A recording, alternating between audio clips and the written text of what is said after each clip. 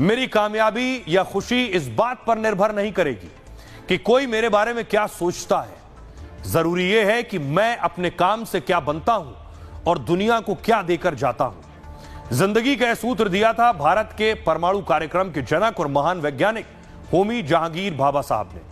होमी जी का जन्म 1909 को मुंबई में हुआ। वो बचपन से पढ़ने लिखने में बहुत तेज थे। 18 साल की उम्र में पिता और चाचा ने पढ़ने के लिए उन्हें कैम्ब्रिज भेज दिया। परिवार चाहता था कि होमी बड़े इंजीनियर बने। होमी ने इंग्लैंड में इंजीनियरिंग की पढ़ाई की और अच्छे नंबरों से डिग्री हासिल की, लेकिन उन्हें लगाव फिजिक्स से था। वो बहुत दुविधा में थे कि परिवार की बात माने या फिर अपने मन की। उनके पास कई अच्छी नौकरियों का ऑफर था, लेकिन वो बेचैन थे और कई रातों तक सोए नहीं। एक दिन होमी साहब ने अपने पिता को एक चिट्ठी लिखी।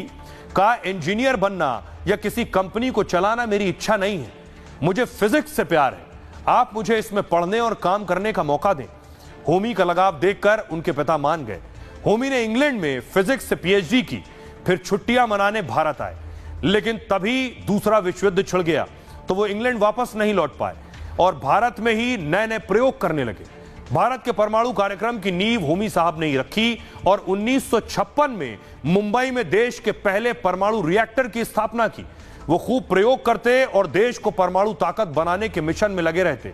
एक दिन रेडियो में ऐलान किया था कि अगर छूट मिले तो 18 महीने में एटम बम बना सकता हूं। हालांकि इस ऐलान के कुछ ही दिन बाद एक प्लेन क्रैश में उनका निधन हो गया, लेकिन उनका सपना और सूत्र हर भारतीय को प्रेरणा देता है। जिंदगी लंबी होने से ज्यादा जरूरी है इसका सार्थक होना। इसलिए आलस छोड़िए और खुद के लिए रास्ता बनाइए।